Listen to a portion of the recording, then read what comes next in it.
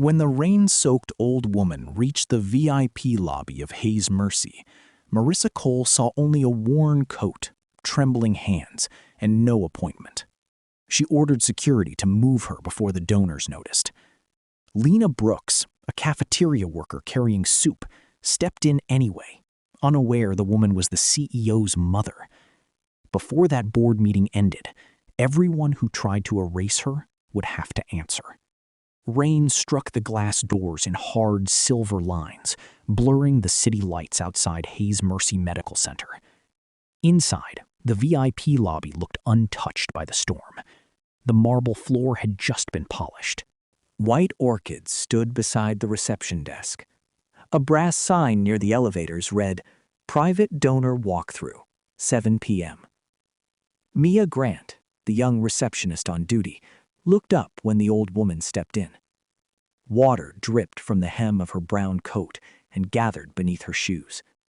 She held one hand against her chest, not as if she were in crisis, but as if crossing the storm had taken more from her than she wanted anyone to see.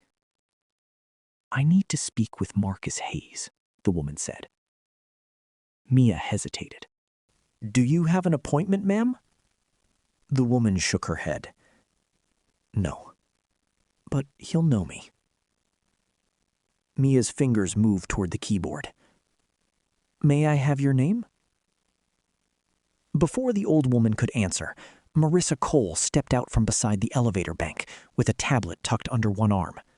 Her navy dress was crisp, her badge perfectly straight, and her smile vanished when she saw the puddle forming on the floor. "What is this?" Marissa asked. Mia lowered her voice. "She's asking for Mr. Hayes." Marissa's eyes moved from the woman's soaked coat to her scuffed shoes. No folder.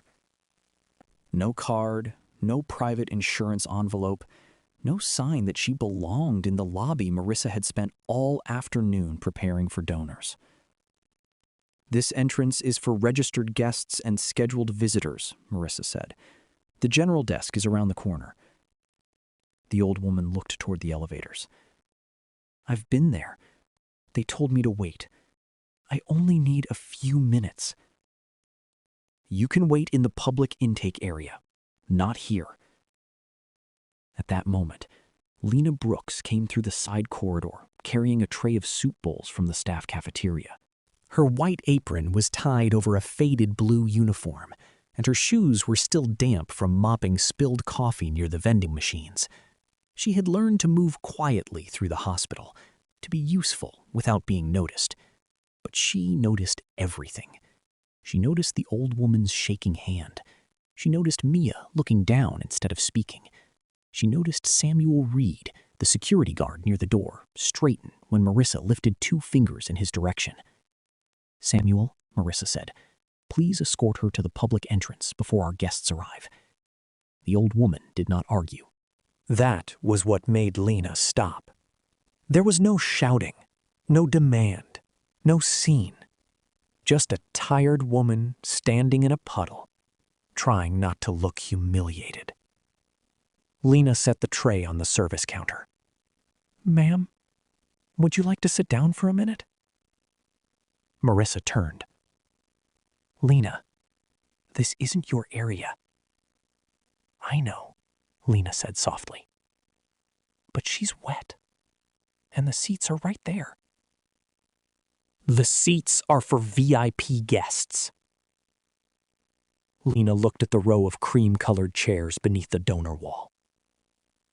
All 6 were empty. Beyond the glass partition, the public waiting room was crowded with families guarding their place in line. "She only needs one," Lena said. Mia held her breath. Samuel's hand paused near the old woman's elbow. Marissa's expression tightened, but the elevator doors opened behind her, and 2 men from facilities walked by with a flower arrangement.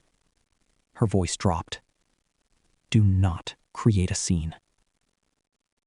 Lena picked up 1 bowl of soup, took a clean napkin from the tray, and guided the old woman toward the closest chair. "Here, please sit. I'll get you a towel." The woman lowered herself carefully, Thank you, child. Lena pulled a folded blanket from a supply cart near the corridor. When she draped it over the woman's shoulders, something small slipped from inside the old coat and hit the marble with a soft, metallic sound. Lena bent down and picked it up. It was a tarnished silver badge, shaped like the letter H, old enough that the edges had dulled. It did not look expensive. It looked handled, kept, remembered. You dropped this, Lena said. The old woman took it quickly, her thumb covering the center of the badge. I thought I had lost it years ago. Marissa glanced at it and looked away. We are not running a shelter in the VIP lobby. Lena's face warmed, but she kept her voice even. No one said we were. The old woman looked past them toward a renovated hallway. There was a chair here once, she murmured, for people who couldn't pay first. Lena frowned gently. I'm sorry? But Marissa stepped closer before the woman could explain. Enough! Lena, you have already overstepped. Return to the cafeteria and do not bring unauthorized visitors into restricted areas again. She asked for help, Lena said. She asked for access she does not have.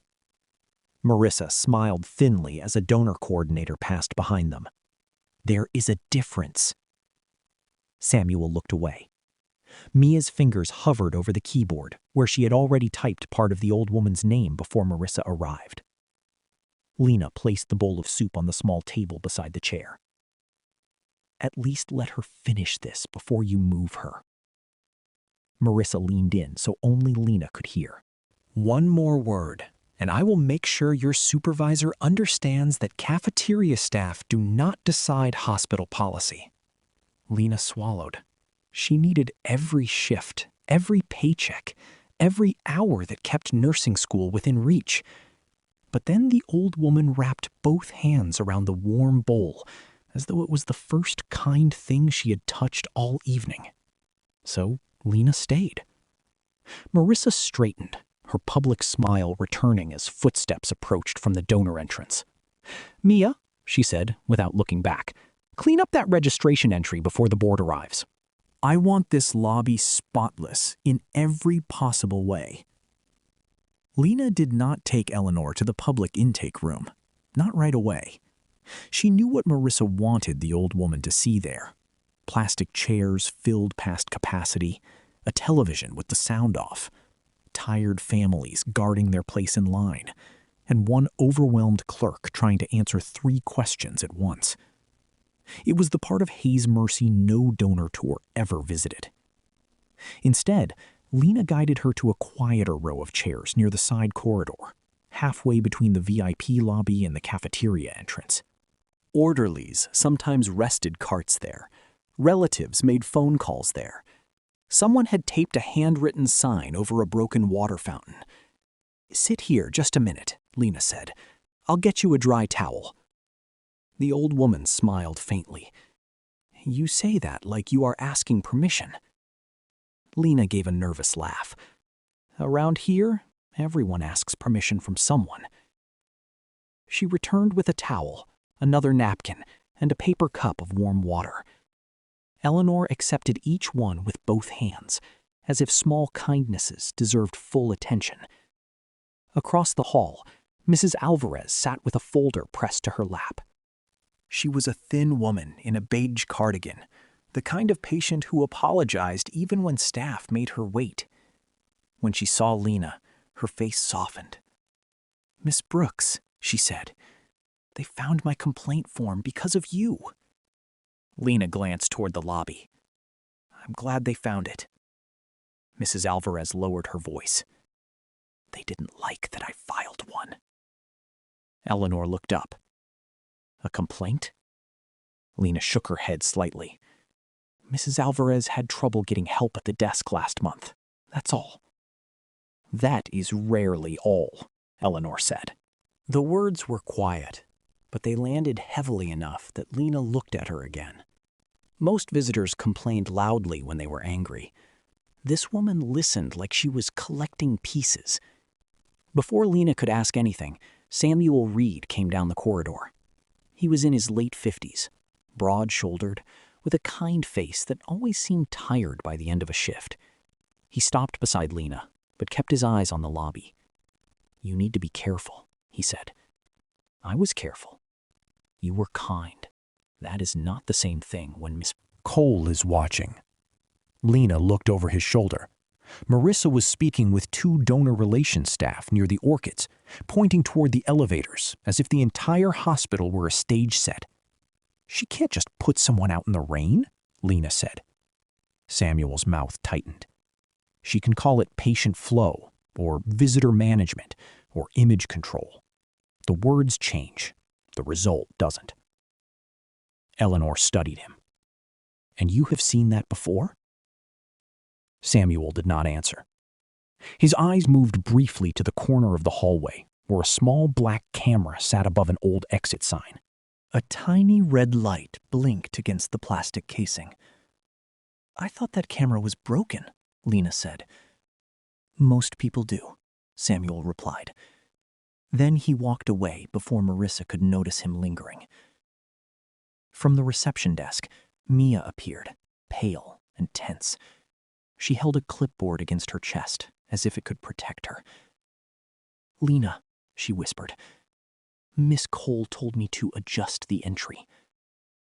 "What entry?" "The one I started for her." Mia nodded toward Eleanor. "I typed her name and the time she came in."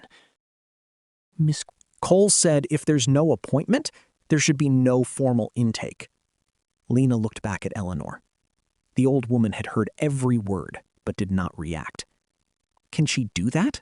Lena asked. Mia's eyes filled with fear. "She says the system is messy before board review. She keeps saying everything has to be clean." Clean. Lena was beginning to hate that word. A chime sounded from the elevators. A small group of donors stepped out, with hospital badges clipped to their jackets, guided by a smiling coordinator. Marissa's posture changed instantly. Her shoulders lowered, her smile warmed, and her voice took on the polished softness she used for people whose names appeared on plaques. "Welcome to Hayes Mercy," Marissa said. "Tonight, we're proud to show you how patient dignity guides every level of care." Lena looked at Mrs. Alvarez, still holding her folder, then at Eleanor, still wrapped in a cafeteria blanket, then at the empty VIP chairs that had somehow been too important for a wet old woman to use. Marissa caught Lena watching and excused herself from the donors long enough to cross the lobby. "Why is she still here?" she asked, her smile barely moving. "She needed to sit down," Lena said. "She needs public intake." "She asked for a patient advocate." Marissa held out her hand. "Give me the phone." Lena had already dialed the extension, but had not pressed call. She kept the receiver close. "It's hospital policy that any patient or visitor can request advocacy. Not without a valid intake record." Marissa's eyes flicked toward Mia, who immediately looked down. "And at the moment, there isn't one." "That is because you told her to change it." For one brief second, Marissa's expression lost its polish. "You are cafeteria staff," she said. "Do not repeat things you do not understand." The words were not shouted. They did not need to be. A nurse passing with a chart slowed, then kept walking. Mrs. Alvarez lowered her folder. Samuel, from the security post, looked toward them again. Eleanor set her cup down. "Young woman, what is your name?" Marissa turned to her. "My name is not your concern. It becomes my concern when you use it to close doors." Marissa stared at her, then gave a short, humorless laugh. "This is a private medical center, ma'am.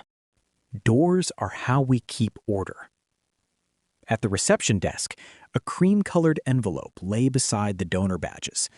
It had arrived by courier 20 minutes earlier, sealed and marked for the board meeting upstairs. Lena had noticed it only because Mia kept moving it away from the damp edge of the counter. Marissa noticed Lena noticing it. The donors were being led toward the elevators now. The board meeting would begin soon. Marissa looked from the envelope to Lena, then to Eleanor's blanket and the bowl of soup on the side table. Her smile returned, but it did not reach her eyes. She stepped behind the reception desk, picked up the envelope, and spoke softly enough that only Mia could hear. "From now on," Marissa said, sliding it beneath her tablet, "everything in this lobby has to look clean." The pledge envelope disappeared less than 5 minutes before the board meeting began. Mia noticed it first. Her hand reached for the cream-colored envelope on the reception desk and found only cold marble. It had been there when the donor coordinator passed through. It had been there when Lena set down the soup tray to help Eleanor keep the blanket around her shoulders. Now it was gone. Marissa Cole returned from the elevator bank with her tablet under one arm. Her donor smile faded when she saw Mia's face. "Where is the pledge envelope?" Mia swallowed. "It was right here."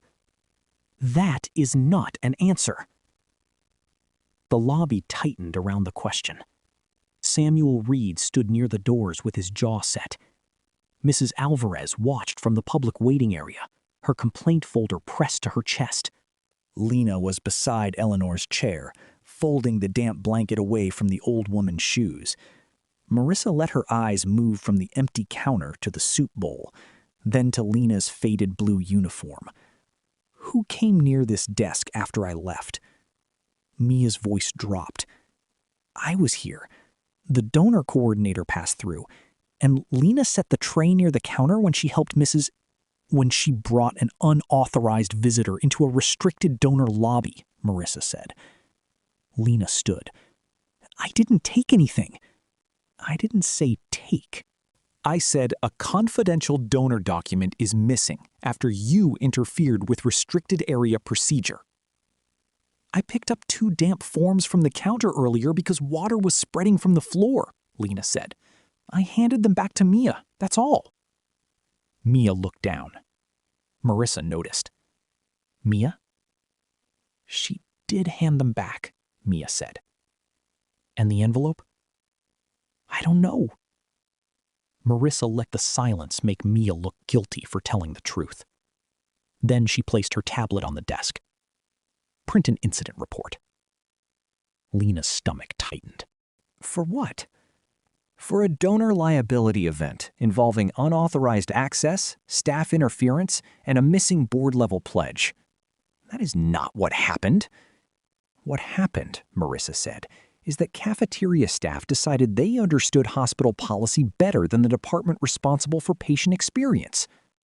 Eleanor looked up. "Patient experience?"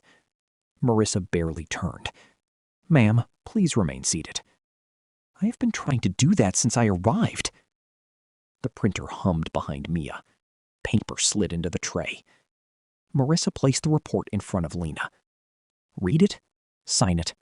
Then, return to the cafeteria while I decide whether this becomes a formal suspension." Lena read the first line. "Cafeteria employee Lena Brooks violated visitor boundary protocol by escorting an unregistered individual into the VIP donor lobby during a scheduled board event." She kept reading. "The disruption coincided with the disappearance of a donor pledge envelope prepared for the evening board meeting." Then the sentence that made her lift her eyes. "The unregistered individual may have removed, displaced, or concealed the document during the disturbance created by staff member Brooks." "No," Lena said. Marissa's eyebrows rose. "No, I will not sign this. It does not require agreement. It requires acknowledgement. It makes it sound like she stole something. It says, may have. Until review is complete, that is accurate. You don't even have her name in the system because you told Mia to clean the entry." Mia went still. Samuel looked toward Marissa. Marissa's voice dropped. "Be careful, Lena." The warning landed exactly where Marissa aimed it. Her job, her supervisor, her chance to return to nursing school. One disciplinary note could follow her longer than the truth. But Lena could not turn Eleanor into a thief just to save herself. "I helped someone who was wet and tired," Lena said. "I did not lose your envelope, and I will not sign a lie." Marissa leaned closer. "Do you know what a misconduct notation does to a school recommendation?" Lena's face changed before she could stop it. Marissa saw it. "You wanted nursing, didn't you? Hospitals talk. Programs ask questions." Eleanor's eyes moved from Marissa to Lena.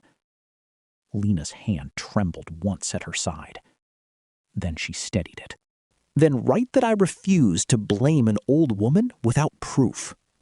For the first time, Marissa's polished calm cracked. "Samuel," she said. The guard straightened. "You were by the doors. Did Miss Brooks place her tray near this desk?" "Yes." "Did she move around the reception area?" "Yes." "Did you see the envelope after that?" Samuel opened his mouth, then stopped. His eyes shifted toward the old secondary camera above the service hallway. A tiny red light blinked once. Marissa followed his glance. "Mr. Reed?" He looked back at her. "I can't say what happened to the envelope." "That is not helpful." "It is true." Marissa picked up Lena's employee badge from where it hung against her apron. "Ms. Brooks is suspended from floor access, pending review." Mia whispered. "Miss Cole, she hasn't—" "Do not finish that sentence." Marissa unclipped the badge and placed it face down on the marble counter. The plastic made a small, flat sound. Lena looked at her own name, hidden against the stone. Eleanor pushed herself carefully to her feet. "She should not be punished for giving me a chair." Marissa turned on her with a smile made for Dorners. "You will be escorted to the public entrance. If you require intake, you may start the process properly." "She needs to be checked first," Lena said. "She needs to leave the restricted area." "She walked through rain to get here. Her hands have been shaking since she came in."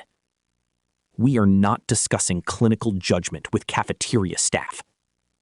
"No," Lena said. "We are discussing whether this hospital can look at a person before it looks at a badge." Marissa stared at her.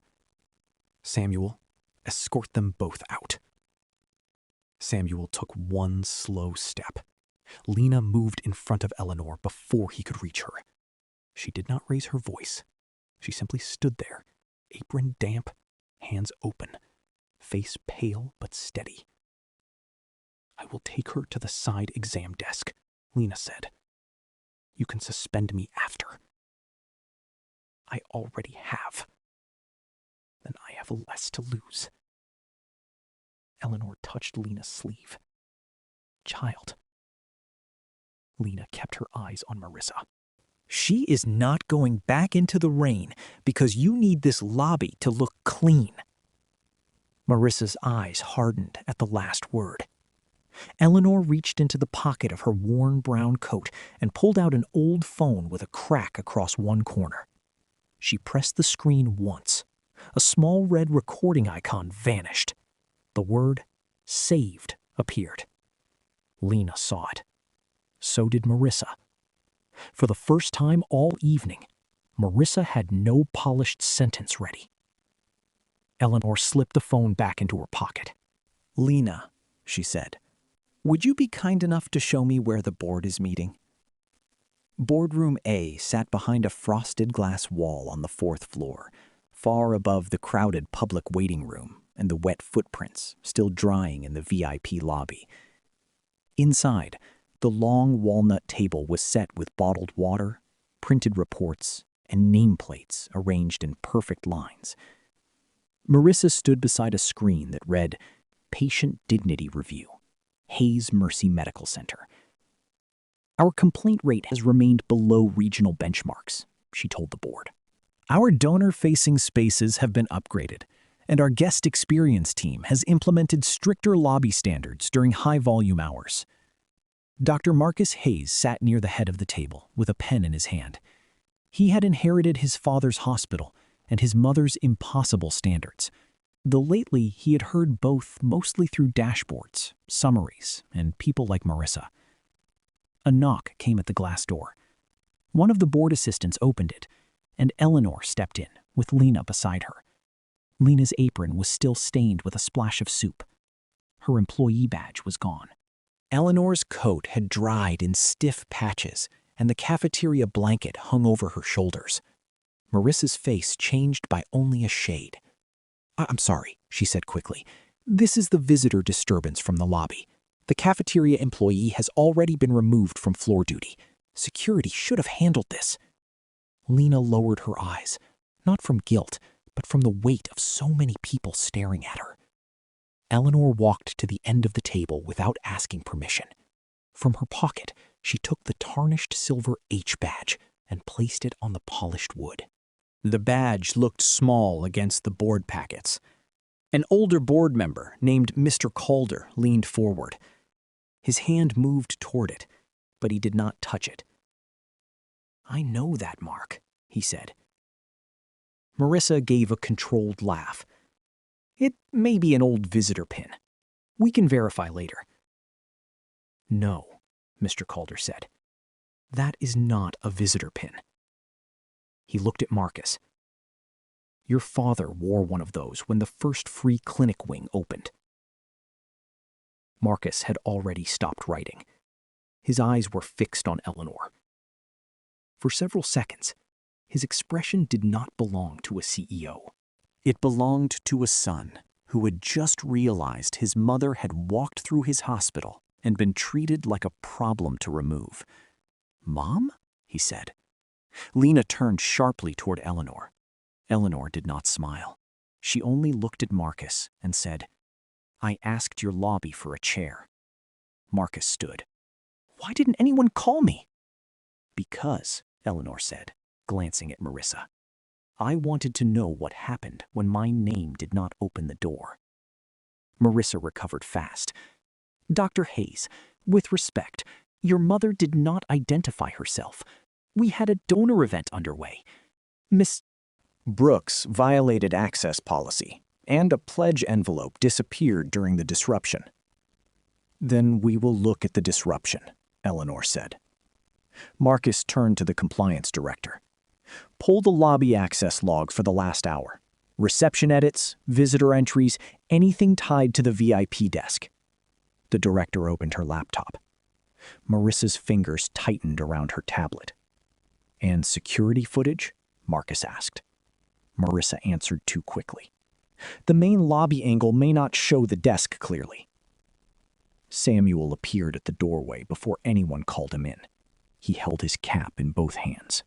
The side corridor camera does. Marissa looked at him.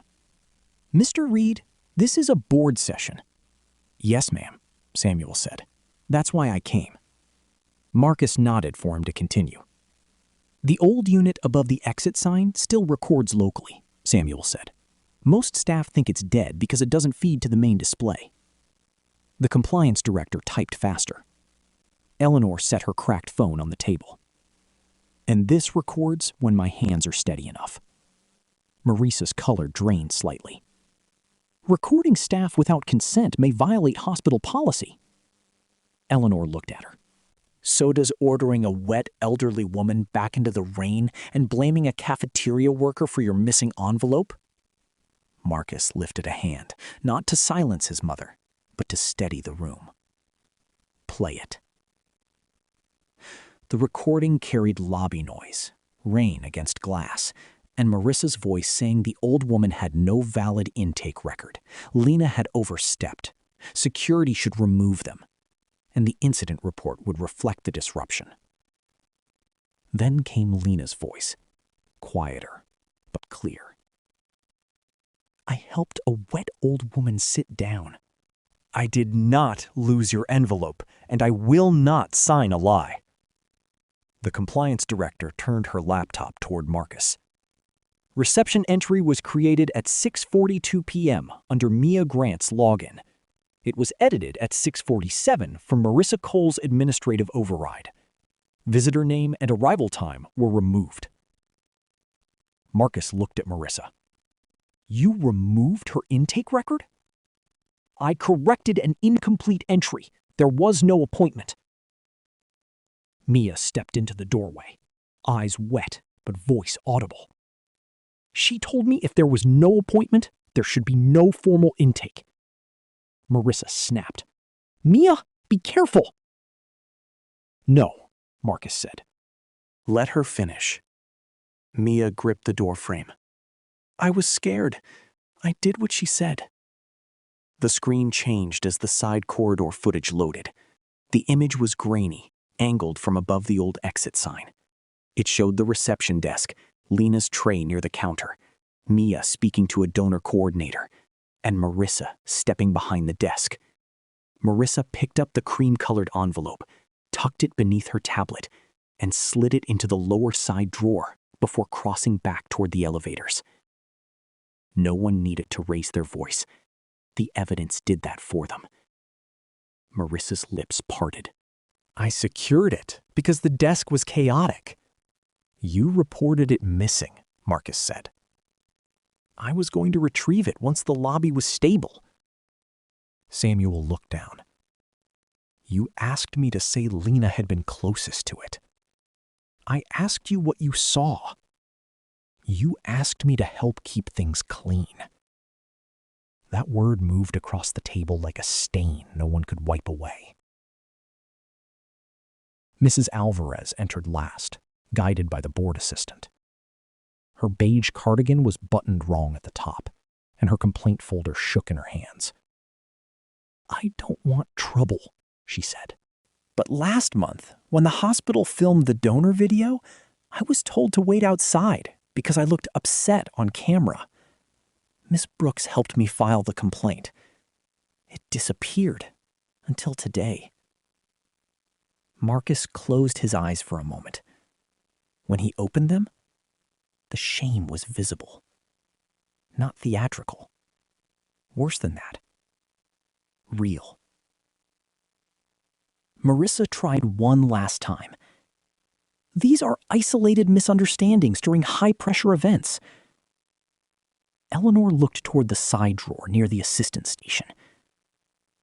"Then how did you know which drawer held the envelope before anyone named it?"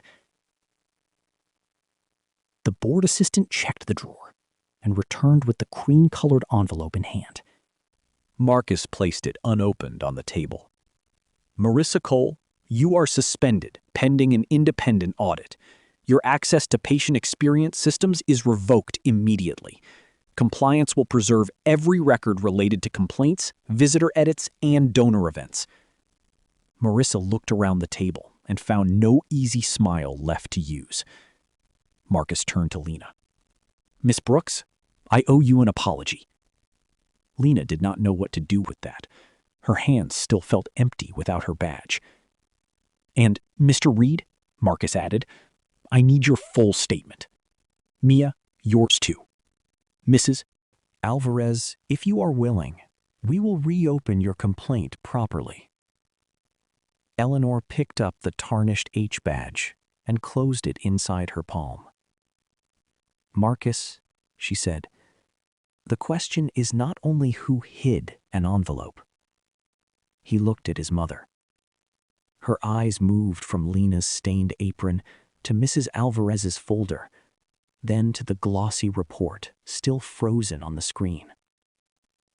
"The question," Eleanor said, "is how many people have been hidden from you while this hospital kept itself looking clean?" Marcus did not ask anyone to leave the room after Marissa was escorted out. Boardroom A held the kind of quiet that does not come from shock, but from recognition. The glossy report still glowed behind him, promising patient dignity, while Lena stood near the door without her badge. Marcus looked first at his mother, then at Lena, Samuel, Mia, and Mrs. Alvarez. "I am sorry," he said, "to all of you." Eleanor did not soften. "An apology in this room is easy." Marcus lowered his eyes. "Then tell me what is not." "Opening the doors after the donors go home," Eleanor said. "Reading the complaints that never reached your desk. Listening to the people who were told they were in the wrong hallway, the wrong clothes, the wrong kind of patient." No one at the table answered. Lena felt the weight of the badge she no longer wore. She had expected relief after the truth came out, but relief did not come all at once. Her hands still remembered placing the plastic card on the marble, and her chest still carried the fear that one accusation could take away her future. Marcus called compliance, legal, and human resources himself. He ordered Marissa's access suspended, the complaint files preserved, and an outside review opened that night. Then he turned back to Samuel. "Mr. Reed, you should not have been put in a position where telling the truth could cost you your job." Samuel looked down at the cap in his hands. "Sir, I should have spoken sooner." "You spoke when it mattered," Eleanor said. Mia wiped her cheek with the back of her hand. "Am I going to be fired?" Marcus looked at her. "No. You will give a statement, and you will be protected as a staff member who was pressured to alter a record. That pressure ends here." Mrs. Alvarez held her complaint folder out with both hands. "I only wanted someone to read it." Marcus accepted it like it weighed more than paper. "I will." Lena waited for someone to remember her. Part of her wanted to disappear before the room changed its mind. But Eleanor reached for her hand and held it gently. "This young woman gave me a chair," Eleanor said. "Not because I was a haze. Not because I could reward her. Because I was wet, tired, and human." Marcus faced Lena. "Ms. Brooks, your badge will be restored tonight. Your disciplinary record will remain clean. And if you are willing, I would like you to help us build the patient dignity program this hospital should have had already." Lena blinked. "I work in the cafeteria." "You work where people stop pretending," Eleanor said. A small, tired laugh escaped Lena before she could stop it. "I don't have a degree." "Not yet," Marcus said. "If you still want nursing school, the hospital will sponsor your return. Someone who sees people this clearly belongs closer to care." Lena looked at the table, at the board members who had once been names on plaques she cleaned around after events. "I don't want anyone treated better only because I was lucky enough to help the right person." Eleanor squeezed her hand. "Then help make sure they are treated better before luck has anything to do with it." The review took weeks. Some complaints had been delayed. Some had been closed with words that sounded official but meant no one had listened. Marissa was terminated after the investigation, quietly, without a public scene. Her name was removed from the directory, but Marcus refused to let the hospital pretend one person had been the whole problem. A new rule required every visitor request to be logged, even without an appointment. Patient advocates were assigned to evening hours, not just office hours. Security training changed. Samuel began teaching new hires that a lobby was not a wall, and a uniform did not decide who deserved respect. Mia stayed at the reception desk. The first time a supervisor told her to alter a record, she knew exactly which number to call. Mrs. Alvarez's complaint was reopened. She was invited to speak with the committee, not as a public relations gesture, but as someone who had lived through the silence the reports had hidden. And Lena went back to school.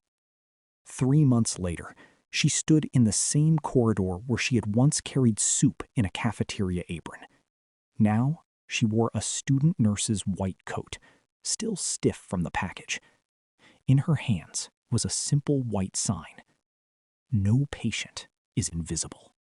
Marcus held the ladder while Lena fixed the sign beside the public waiting room, not the VIP lobby. Eleanor sat nearby in an ordinary chair, the tarnished H badge pinned to her coat. There were no cameras, no donors, no speech. A man in worn work boots approached the desk with a paper folded in his hand. He looked ready to apologize for being there. Mia looked up and smiled. "Mr. Daniel Reeves?" The man paused, surprised to hear his name spoken gently. "Yes, ma'am." "We have a seat for you," Mia said. "A patient advocate will be with you soon." Across the hall, Samuel handed a blanket to a woman whose coat was damp from the rain. In the cafeteria doorway, a volunteer carried 2 bowls of soup toward the waiting area. Lena stepped down from the ladder and looked at Eleanor. The old woman was not in the VIP section. She did not need to be.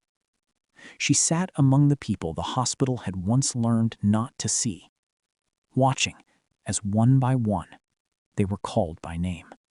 If this story touched your heart, tell us in the comments where you are watching from. And if you believe every person deserves dignity, no matter how they look, like this video, subscribe, and share this story with someone who needs the reminder. This is an original fictional story created for entertainment and moral reflection. Any resemblance to real people, companies, institutions, or events is purely coincidental.